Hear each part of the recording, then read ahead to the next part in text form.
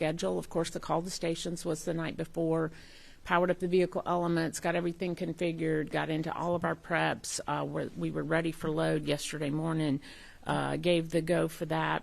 We did make a couple of changes to our wet dress countdown from wet dress number 1. We added a little extra time into the hold before tanking and then in the hold after tanking. And we did that in the event that we ran into an issue. We know that it takes about 20 to 30 minutes to run that contingency scenario where we let the QD warm up and we re-init fill. So we wanted to have a little bit of extra time. Thankfully, we didn't need it for that. But overall, the test went through the tanking. It was really quiet and went well. We did experience an issue with our comm system. That was probably the most exciting thing that happened during the tanking scenario, but it wasn't related to the loading of cryogenic commodities. We didn't have the flight crew participating. We had them observing, but not participating actively in the test. In other words, they didn't go out to the pad, but we did send the closeout crew out to the pad. And they went through their timeline, their normal closeout of the Orion crew module, the last hatch, and the white room.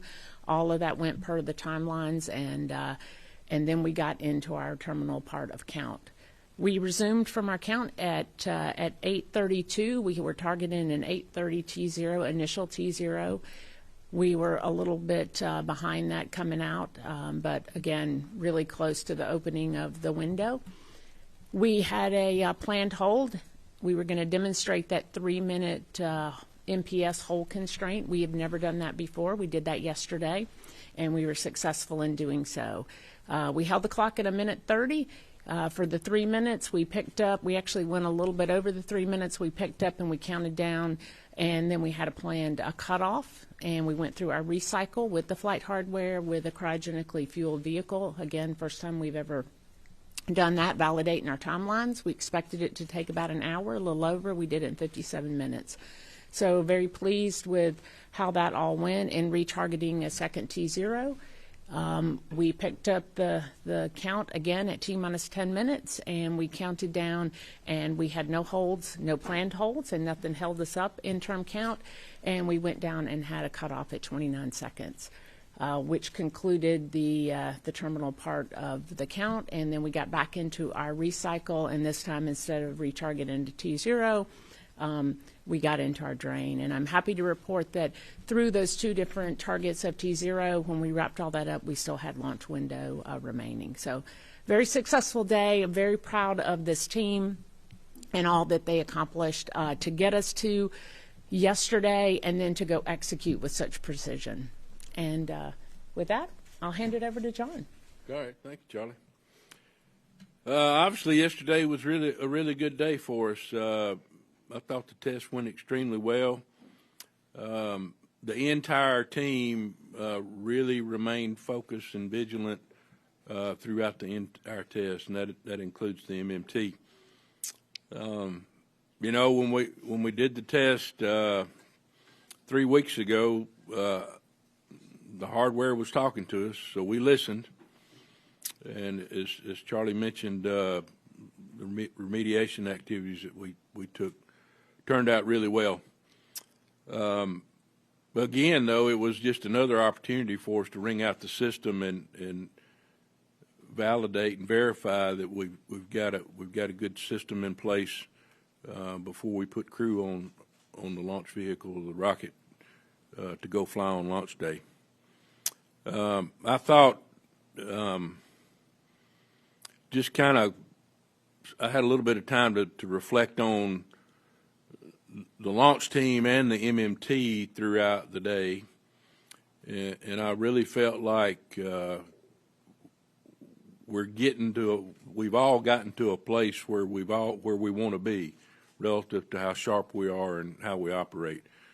You know, you see a lot of times relative to our launch frequency, and so we have to work really hard through training activities for all of us to stay on edge. Teams off looking at the data. I met with some of them this morning.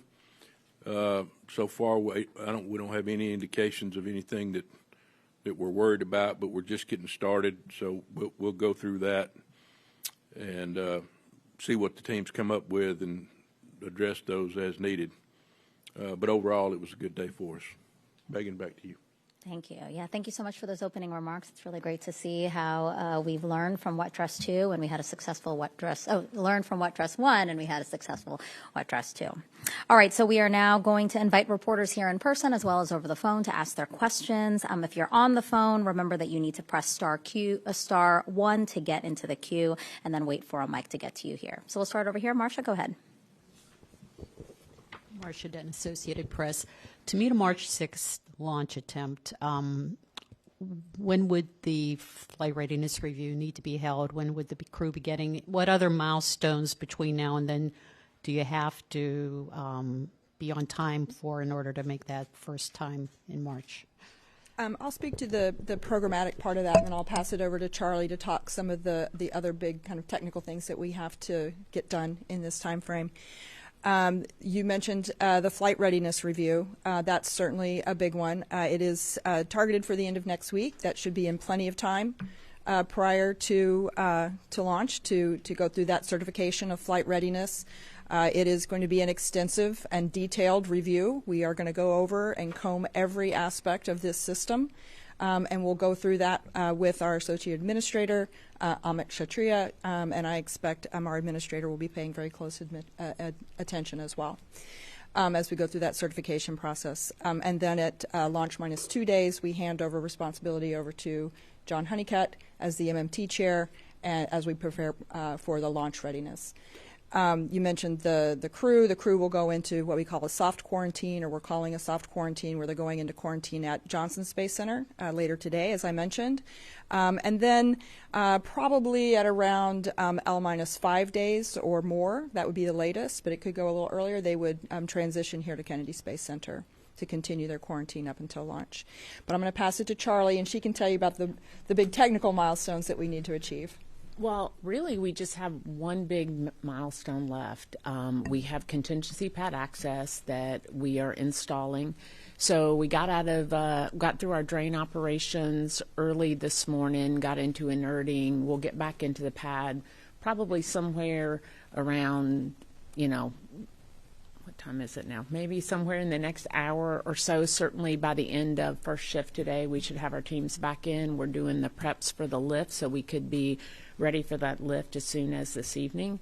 Once we get the platforms lifted up, we have two of them. One of them that provides access to the inner tank and to the booster, and then another that provides access just to the boosters. We'll go in, we'll establish access in those volumes, and then we go in and do the FTS retest. And so that involves disconnecting ordnance, doing the retest, reconnecting ordnance, backing out of those volumes. So it's not a short, 12-hour amount of work. It spans several days, but that's really our big thing that we have left to do before launch.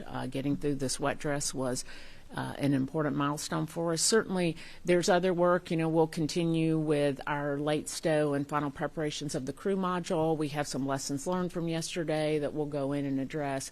But in terms of the big work that's left, it really is that contingency pad access and that FTS retest. Thank you. Okay, Bill. Bill Harvey, CBS. I think this is for Charlie. You mentioned the mini tanking, the hydrogen integrity test or whatever. I think I'm speaking for a lot of reporters. We would not have known that was going on if we didn't ask somebody, which I don't understand. I mean, there's a lot of interest in all of this, and I don't understand why information is so hard to come by. I know you talk to us at these briefings and stuff, but it's like PAO doesn't have permission to tell us things. That's number one. If you can just address that, because you are the launch director. And secondly, the seals you mentioned. You have to realize none of us have ever seen a picture or a drawing. We don't know where they are in the tail service mast or how it butts up against the rocket. And so if you're trying to describe something like that, it really helps to have some detail. You don't have to give away company secrets and privacy. It's not ITAR. You need a picture. You need some kind of description to understand this. So where are the seals? We're going to get you a picture. Okay. Where are the seals? What did you see when you took the old seals out that made you confident new seals were going to fix that? And how are they arranged around the 8-inch and 4-inch? Are they separate with separate lines in a cavity, or are they separate cavities? How does that work? Sorry. It's all good. So I'll take a shot at it, and then if John wants to add anything to it, I'll hand it over to him. So, and we can absolutely get you some pictures to help out with it. But you have two different lines that go into the plate that forms the interface between the flight vehicle and the ground. And those plates come together, and there are two. If you're looking at that live shot at the pad, you'll see those two. There's two hoses that come off of the back of that plate, two flex hoses. One is 8-inch. It's for your fill and drain. The other is your 4-inch, which is your bleed. Inside of that plate cavity, there's a seal that goes around where that interface mates together. Pretty simple looking seal. And so what we did is that we went in and we changed both of those out. In terms of findings, we didn't have any significant findings when we went into the cavity. It wasn't like we saw something where we had a significant blemish on the seal and we thought this is absolutely the root cause or the witness to the leakage that we saw.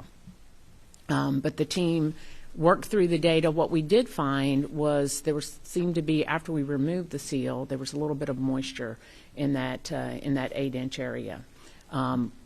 Where it came from, I'm not entirely sure. But we found some moisture there, and certainly when you get cryogenic temperatures going through there, you can have some freezing, and that can cause an issue. We also found that there was a little bit on the 4-inch, there was a little bit of scratches on there, which we very easily buffed out. Again, it's not indicative of the kind of leak that we saw during wet dress number 1, the scratches that we experienced. So when we closed up that cavity, we didn't have one thing that we could point to where we said this was absolutely it. We had a number of contributing things, but certainly changing out the seals addressed the problem because we had absolutely incredible performance yesterday. And just real quick, during pressurization, during the last 10 minutes when you pressed the tank and that leak rate shot up during WDR1, how did it do this time? The maximum leak rate, let me get that for you because I knew you would ask me. It was like 1.6%, 1.5% was the highest that we saw, which is really pretty impressive because if you recall during Artemis I, even on our launch attempt, we saw about 6% in that cavity. All right, we'll take one more in the room, Will, and then we'll go to the phones. Yeah, Will Robinson-Smith with Spaceflight Now. Thanks for taking the time. Maybe to juxtapose the leak rate that you mentioned, Charlie, just a second ago, I know the limit for WDR1 was 16%, but can you say what the maximum that you saw actually was, especially during tank pressurization during that terminal count? And then to John Honeycutt, in your prepared remarks, you mentioned, relative to the launch frequency, you worked really hard through training activities to stay on edge. I wonder, in looking forward to, and maybe Lori Glaze, if you want to address this as well, looking forward to Artemis III, how are you working to mitigate that and to make sure you stay sharp as, there's going to be whatever time there is between now and the launch of Artemis III? What sorts of activities are you doing to keep those skills sharp? And, how soon can we expect to hear about the crew training for Artemis III? Thanks.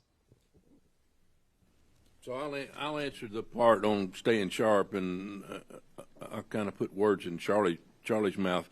She does the same thing that I do with her launch team, right? So I think her forefathers that came before her, they were big on being vigilant about testing and staying sharp. And so I've adapted that same philosophy for the MMT. So I know we'll continue to do that after this mission as we approach Artemis III. Anything you want to add, Lauren? Well, I think even John mentioned that even the team dynamic and how the team was working together yesterday. There were some improvements over wet dress 1 and some of the prior trainings that we've done, that they're really coming together. We've actually made some changes in how the MMT works, the structure of it, and by phase of the mission. And I think there's a lot of lessons there that we can take forward to Artemis III. Artemis III is going to be a complex mission with multiple phases, and thinking about how we can make that MMT the most effective that it can be to make good decisions in a quick time frame, but that are well informed and take advantage of the insights from our bench depth down below the technical depth. I think there's a lot of lessons that we've learned there that we can take forward. You did ask about the Artemis III. When are we going to start thinking about a crew for Artemis III? There's still a lot of things that have to happen before we're ready to pick the specific crew that we need. We've got a lot of general training that is ongoing that can happen before we're ready to pick that crew, but we won't pick the crew until we have the specific mission operations lined out, and we can be assured that we're picking the right crew for the right mission. Okay, let's go to the phones for some questions. We have Irene Klotz. Go ahead, Irene.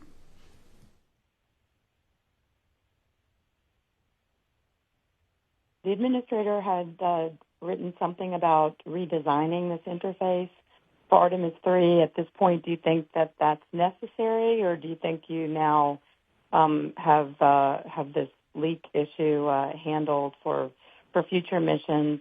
And could you please discuss? We're all with you for early March, but if it doesn't work out, could you please discuss the plan for launch options beyond from what you've told us before? The early April window would not be available due to battery checkouts, and I have tried for a month to get the rest of the window that opens April 30th to no avail, and echoing Bill's comments about please freeing your very good PAO staff to tell us what they know. Thanks. Yeah, go ahead, John. You go first. I'll take the seal part. So I think last time we got together, I told you about how tricky hydrogen was. It's small molecule, very energetic, and it likes to find leak paths. We've seen that throughout history.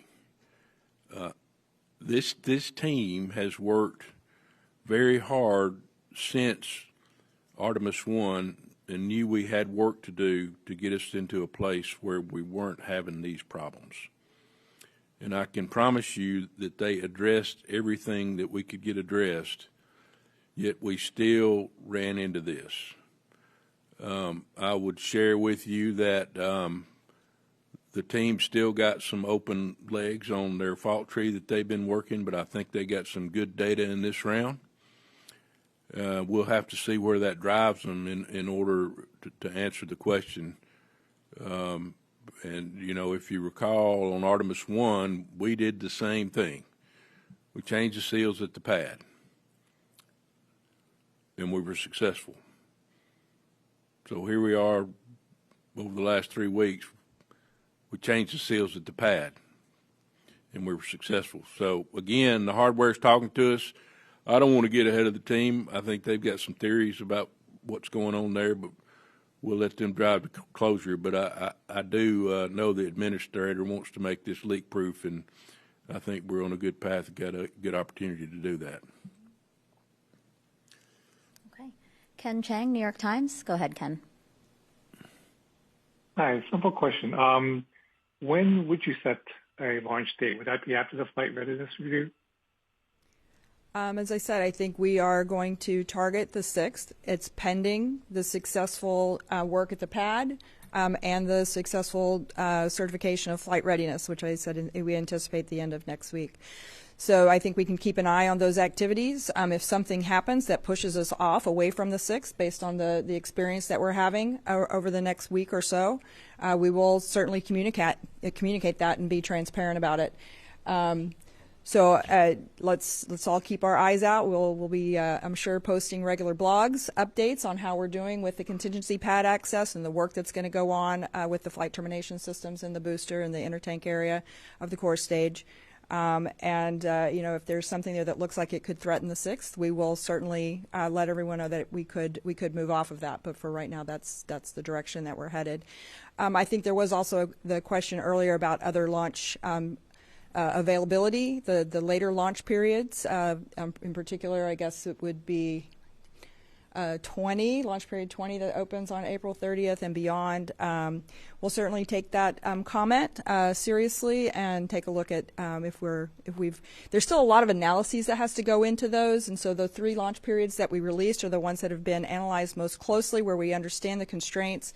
We've talked before about all the various parameters that can impact the launch availability, including the, thermal state of Orion, eclipses, communications constraints, the heat shield that we've talked about previously.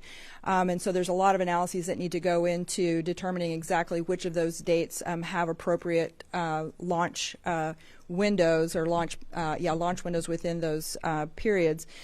So if those are, when those are ready, we'll make sure we get the additional periods out. But if we're lucky, maybe we won't need those. Okay, we'll take one more on the phone. Micah Maidenberg, Wall Street Journal, and then we'll go to the room again. Micah, go ahead. Hey, good morning. Has the team conducted any analysis of the impact, if any, the weather may have had on the vehicles or ground systems, just given some of the cold temperatures seen earlier? Are you tracking anything there? Thanks.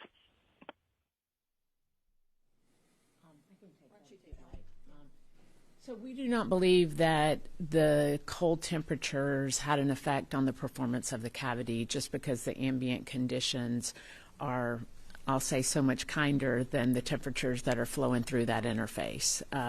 But certainly we did see during the performance of the wet dress, we did see in some of our systems out at the pad that we had some thermal effects from that. And so we have gone through and taken action on those. And by that, what I mean is that, you have certain pneumatic systems that you set up based on ambient conditions. As we saw the fluctuation in temperature, some of those needed some adjustment. So we did see that. But in terms of performance of that interface, we do not believe it was an ambient condition related issue. Okay, let's come back in the room here. Ken?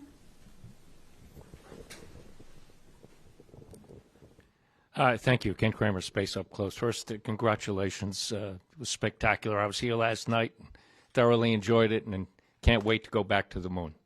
So I get a couple of questions talking about, let's first, John, the seals and the filters. So you replaced them 2 times. What I'm wondering is, do you need or would you consider replacing them again? Or are you going to use the seals and the filters that are in place now? And I also want to ask, to back up Bill's comments, I've asked for a reentry trajectory, okay? There's one for Artemis I. I've asked a couple times for Artemis II.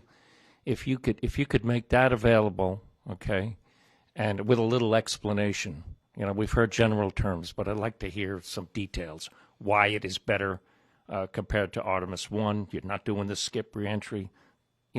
Give us some details about that would be extremely helpful. Thank you. Let's see. So the seals and the filter are 2 separate issues. We ran into the filter problem during the confidence test.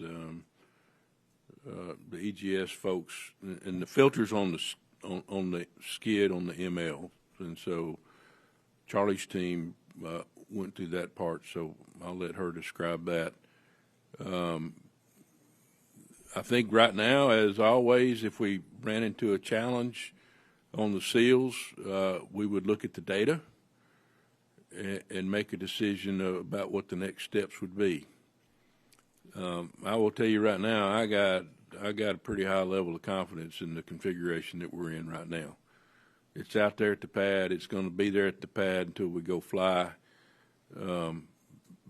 Very little influences can go on to change the configuration we're in right now.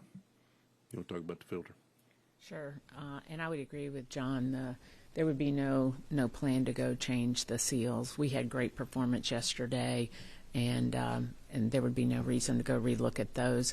In terms of the filter, John said it. It's on the cryo skid that's on the mobile launcher, and so what happened during the confidence test is that we saw a delta P across that filter that we didn't expect, and it was right around the time that we were transitioning to fast fill. So what we were left with was, did we have something that was clogged in the filter? Was the filter frozen? What caused that? And so we went in, and we had to wait a couple of days for it to warm up, get it up to the right temperatures, because the last thing you want to do in a cryo system is introduce moisture. And so we went in, pulled that filter out. What we found was that it wasn't clogged. So we were left with, there's no debris in it, and so it was likely some air that got ingested into the system somewhere, and it froze as part of those operations. So we purged it out, put in a brand new filter, and continued our purges, and again had really good performance yesterday. We would have no plan to go in and touch that again. You know, one of the things with cryo systems is one of the ways you can actually have problems is when you open them up. Yeah, Hey, they're working. This technical community works closely together.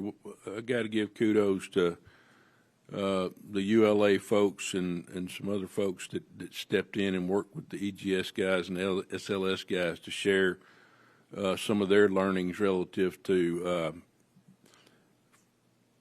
frozen nitrogen or frozen air in their filters, and they had seen it. They had seen it before too, and that. They provided some valuable data to help drive this thing to closure. I'll address the question about the Artemis II trajectory. Thank you for the comment. We'll see what we can do. Getting you some information there, some more detailed information. I wouldn't say that the Artemis II trajectory is in any way a better trajectory than Artemis I. It's different, and it's uniquely designed specifically for the Orion heat shield capabilities that we have for Artemis II. It's also uniquely designed based on this free return trajectory that we have. So it's not an entry profile that we would use on for the Artemis III mission, for example, that's in orbit around the moon and then coming back to Earth. It is something that we have the ability, because we're on this free return, we use this specific trajectory that allows us to come in and manage those heat loads on the Artemis II heat shield, which we believe we now, on all of the work that's been done since Artemis I, understand what we expect the performance of that heat shield to be specifically. We will make changes to the heat shield for Artemis III. In fact, it's already built. It's sitting over in the ONC building right now. So this is a unique trajectory, and it's specific for this mission. But I do take your point, and we'll see if we can get you some more detail on that. Thank you. Thank you. It's unique just to Artemis II. We won't use this type of trajectory again when we have the more capable heat shield. Oh, sorry, Ken. Do you mind? We have a couple of other people online as well. Do you mind? We'll try to get back around to you, we promise. All right, Megan over there. First of all, congratulations, Megan Moriarty with WESH 2 here. First and foremost, what, I guess specifically for Charlie, what kind of emotions were you feeling at 10:16 p.m. last night, and how confident are you for a March launch date? And then for logistic purposes, besides March 6th, what are some of the other dates that we could possibly see this launch? All right, so how did I feel last night? I felt great. The team had worked really hard. We had some challenges in Artemis I, and our SLS chief engineer and my friend John Blevins often says you have to earn your right to fly, and I felt like last night was a big step in us earning our right to fly. So felt really good. Very proud of the team because they continue to work through the challenges, whether it was in the integrity test, whether it was in the wet dress, and all of this really does prepare you to fly. John talked about how the team executed and all of that. I would say that proficiency in execution, the timelines, the way that they've matured, the procedures, all of that was reflected last night, and it's all a testament to the work that the team did to be ready for that. So I felt really good about it, good about the test, proud of the team. How do I feel about March 6th? I mean, as Lori talked about it, we have to get through the flight readiness review. We got work ahead of us. But certainly, as I told our team during the pre-test briefing for wet dress, we have two big jobs ahead of us. One was a successful wet dress and meeting our test objectives for that. And, during Artemis I, we left a few of those on the table, and we still made a successful run at launch, even though there was a few of those we didn't demonstrate. Last night, we demonstrated them all. So that gives me great confidence in going into launch countdown relative to how to load the vehicle, the performance of the SEALs, the performance of the team, kind of things you might see in term count. Let's see. And then the other work that's ahead of us is the contingency pad access that I talked about. That is a first-time op at the pad. So we haven't done that before. It's a new capability we developed for Artemis II, specific to providing a retest of the flight termination system at the pad. If you recall, for Artemis I, we roll back to retest that. That's where we have access in the VAB. So we have these two access trusses that we install on the mobile launcher. It provides temporary access out to those compartments so that we can access the ordnance and we can go retest it. So I will have you a much better answer on how that goes once we get into the work. But that is really the last remaining thing, other than just buttoning everything up, getting into your final configuration for launch. So I feel pretty good about that. Yeah, we have. I believe our launch window goes through the 11th. Mm-hmm. So. Yeah, 6, 7, 8, 9, and 11, and that's online. Exactly. Can I just add one more just quick note to follow, Charlie? We've talked a lot about what we've learned through the wet dress rehearsal and where our levels of confidence in getting to the launch. But I did just also want to stress this is a flight test. The whole mission is still a flight test. This is our second time to fly the SLS and Orion systems, the first time with crew, the first time with the environmental control systems active, the first time with the flight termination systems active so that we can support crew. So I just want to keep people, in your mind, we're talking about how confident we are in getting to launch and our excitement about this mission, but don't want anybody to ever lose sight of the fact that this is a flight test and the entire mission. We will continue to learn. That's the whole point of this mission, is to learn. Okay, we'll take one more in the room here before going on the phones. Thank you. Hi, T.J. Mascaro with the Epoch Times. Thank you so much, and again, congratulations. Can you elaborate a little more on what work the closeout crew still has to do, and talk about all the changes that were made from Wet Dress 1 to Wet Dress 2? Thank you. So for the closeout crew, we did deploy them to the pad yesterday. We wanted to demonstrate the closeout of the Orion crew module and all of our procedures. We didn't have, I wouldn't say we had any significant changes in the plans, other than, you may recall, there were some, I'll say some minor things that we wanted to go take a look at in terms of, and some of them are very small, right? We had, and one simple one, right? The elevators on the 274-foot level. We have blast doors up there. Those doors were closed out for when the closeout crew arrived at the pad. Normally those are left open so that when the elevator doors open, you can walk right out on 274. So that during Wet Dress 1 kind of held us up for a few minutes while they deconfigured the doors. That's a simple thing, but those are that set of simple things that on launch day can cost you sometimes minutes that matter. And so we wanted to go back through and do our closeout one more time. The closeout crew performed amazing. They deployed to the pad. They were right on their timelines. We didn't have any significant issues as part of the closeout activities. We do plan to do one more demo before flight, just because, John talked about our launch rate and talked about the opportunities to go through and do training. And in the case of the closeout crew, there isn't a full trainer anywhere that gives you the crew module hatch and the last hatch and the white room. And so where we get that is in the white room with the flight hardware. So we do intend to do one more closeout demo just to refine our timelines and look at it one more time, but I don't envision any significant changes as a result. Team did great yesterday. Great. Thank you for that question. We'll go on the phones now. Marcia Smith, Space Policy Online.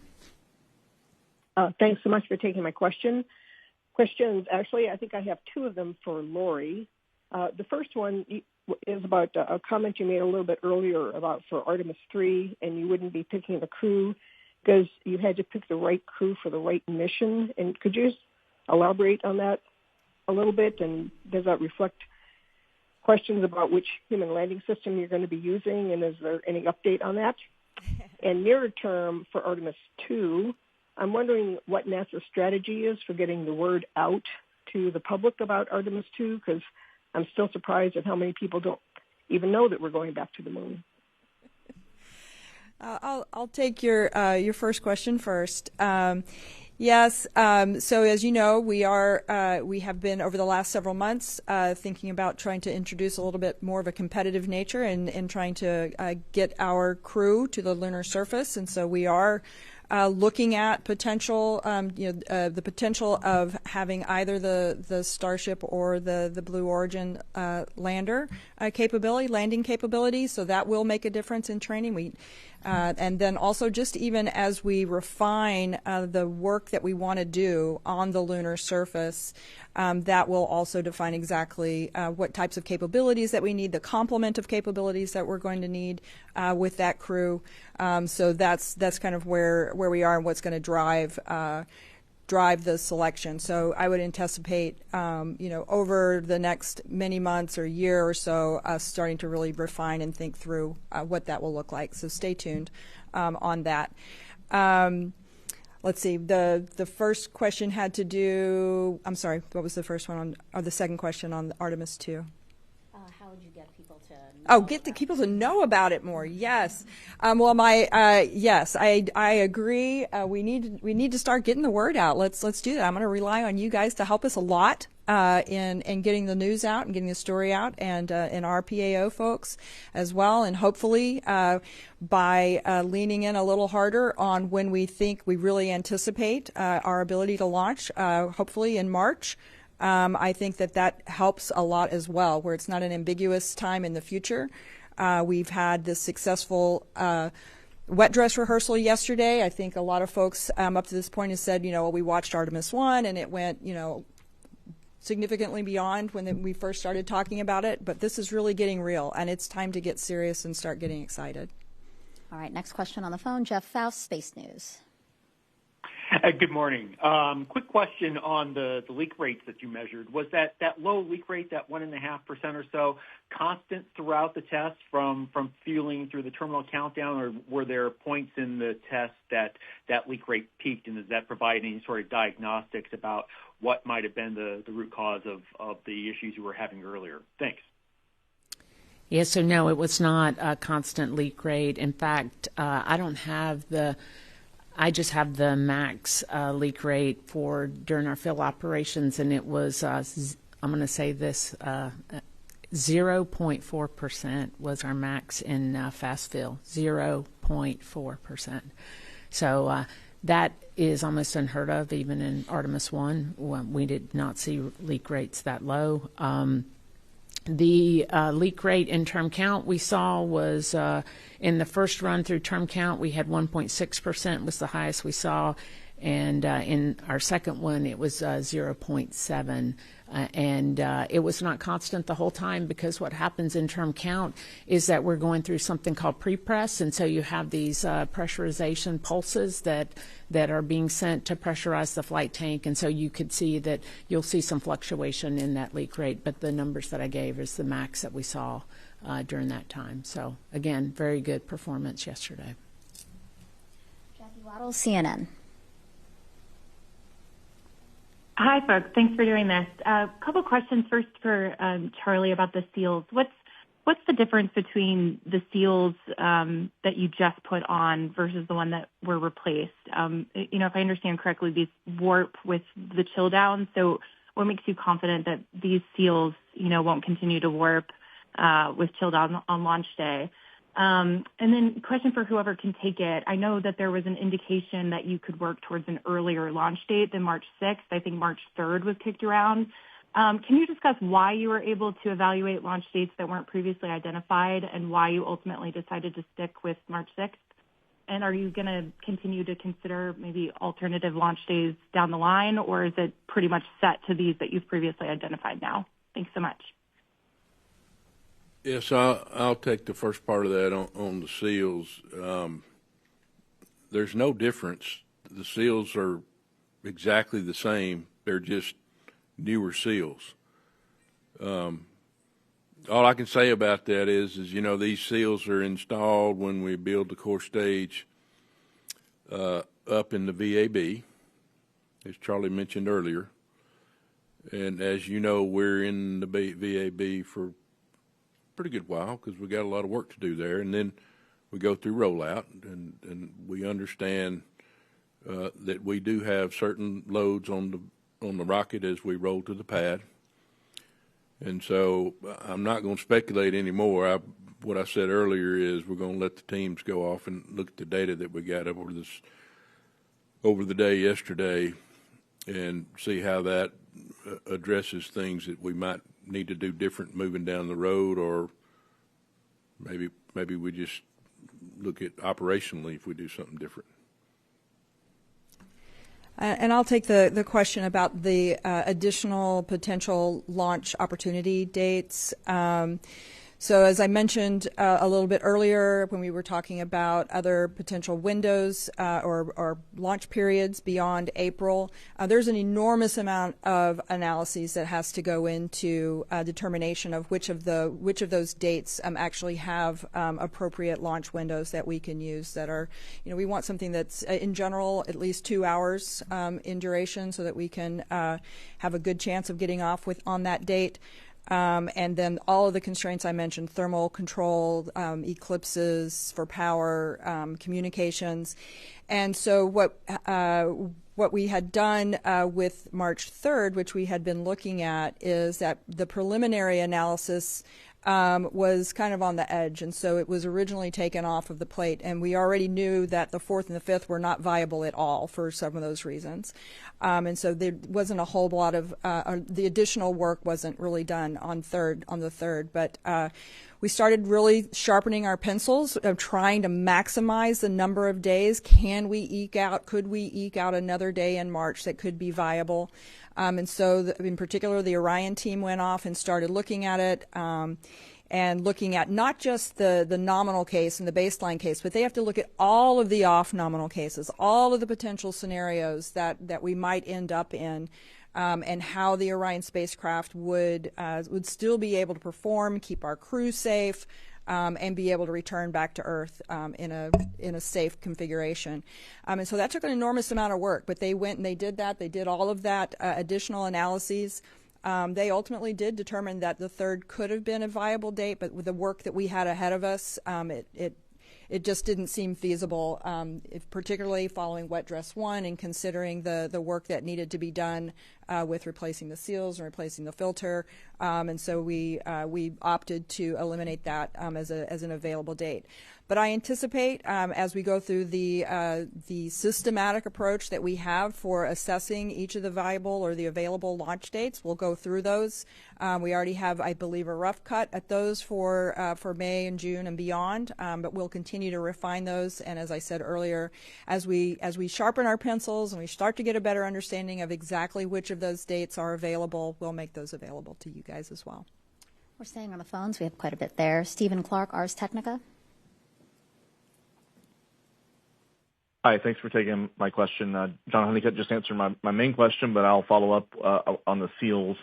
What are the seals made of? What material? And remind me, was there any difference between or design change made in the seals themselves between Artemis 1 and 2? That's for John, I guess. And for Charlie, we heard some things. You mentioned the comms issue during the countdown and also the booster avionics issue that came up during the terminal count, I guess, yesterday. Can you kind of just go over, what the path forward is on resolving those? Thanks. So it's a metallic ring that fits between the two interfaces, and the metallic rings has the sealing material built up on it. It's Teflon, and then it's kind of a complex geometry to the spring because it's got a spring assist feature to it all around the seal, and then even I believe it's the 4-inch seal is actually a pressure assisted seal. So, but no, there's been no change since Artemis 1 in the design. Okay, Joey Roulette, Reuters. I had a quick question on the communications issues that was mentioned earlier on this call. I know it's not an exciting thing that happened, but I'm just curious to know what was causing that, what the fix was, what the situation is there. Thank you. So I can take that. We did experience a communications issue yesterday. We were able to track it down to a network configuration issue, and so we've been able to take corrective actions to ensure that we don't have that happen again.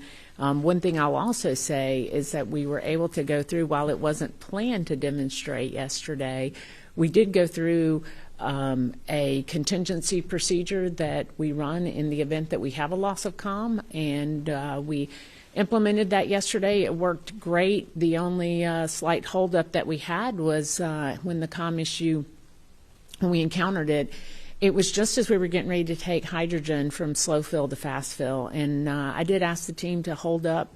I didn't want to go to fast fill until we had stable comm, just because in the event that we were to have something happen, I wanted to make sure that we could communicate across our team. But we do have a contingency plan that involves test nets on our radios that we utilize, and so we did go through and deploy those yesterday in the firing room, and we were able to keep communication with our team while the comm network team was able to go troubleshoot and isolate the problem and get us back stable.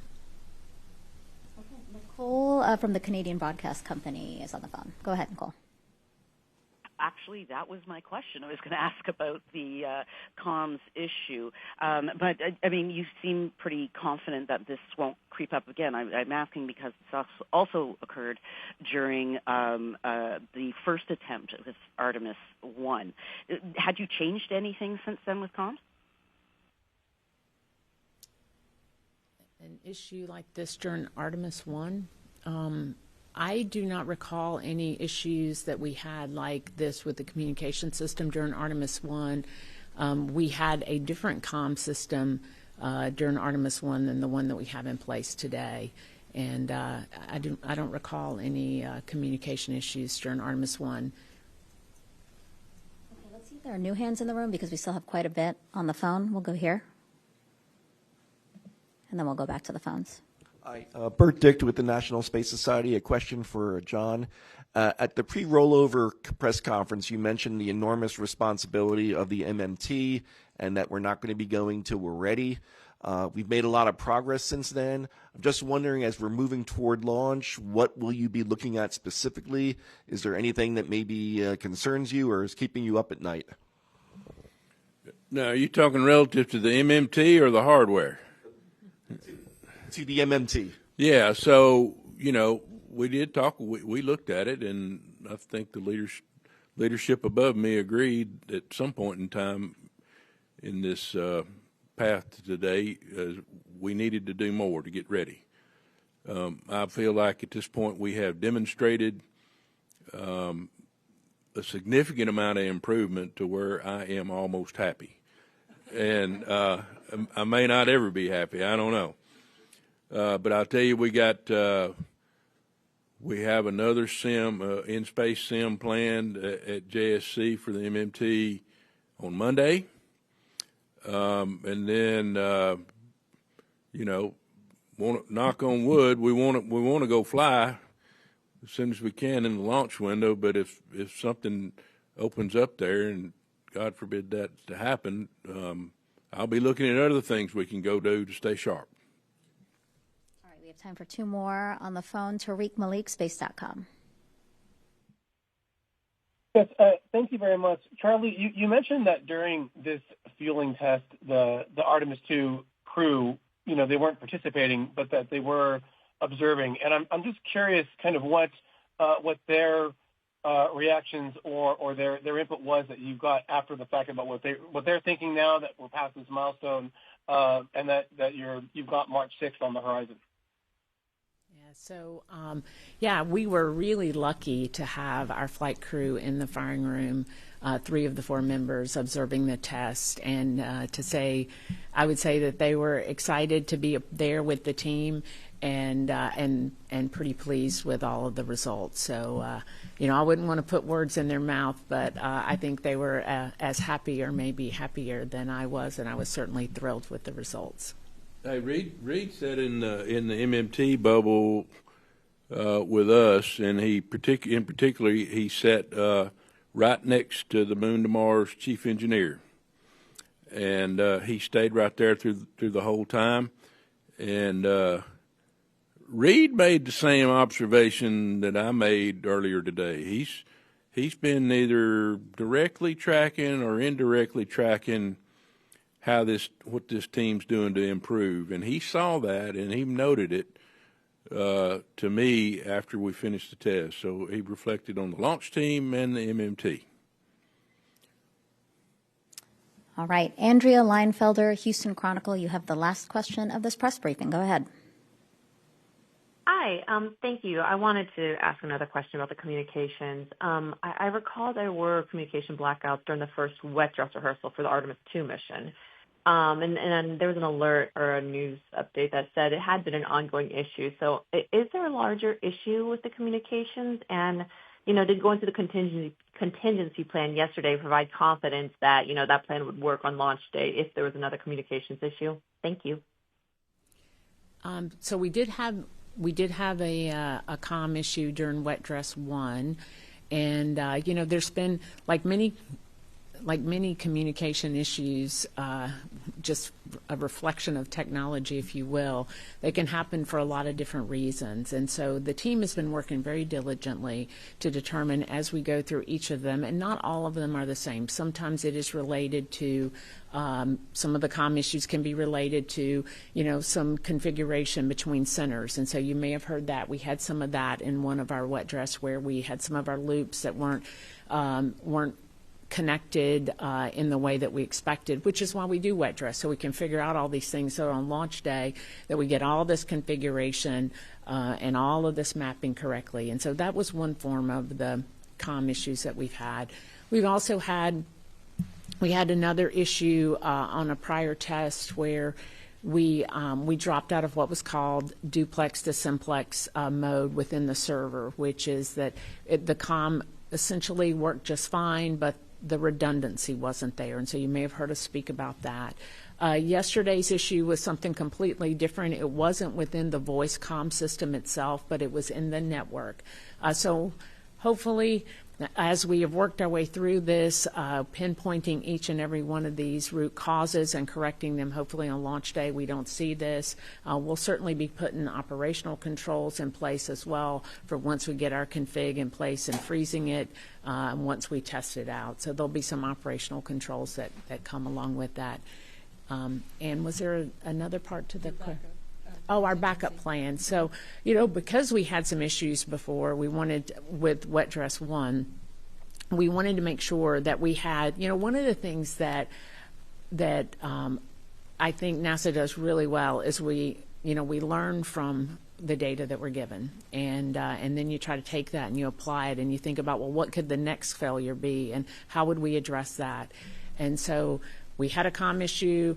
We thought about, we went and corrected the issue that we had, and then we thought about, well, what if this happened? And what if it happened in the most dynamic state? And what would we do? And how would we address that?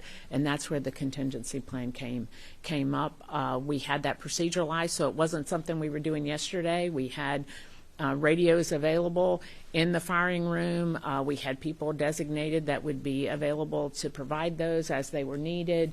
We knew what channels we would use. It was all in our procedures. And so while I hope to not execute that on launch day, I certainly know that if we need to, that it is available to us.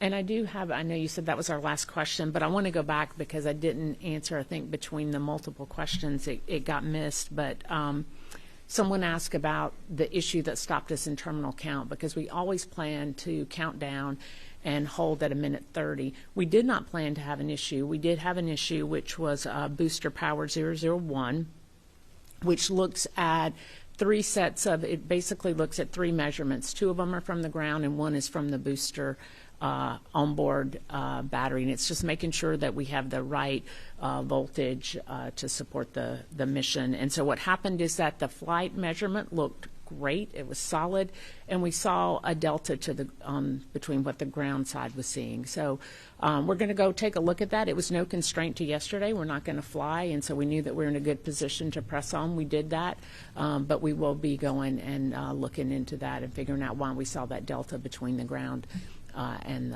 the flight. Certainly between the two, you want your flight measurement to be sound because that's the one you're going to go fly with. The ground one's going to be left behind, but we'll go work that out and figure that one out. But that was the issue someone asked about that stopped us in term count yesterday.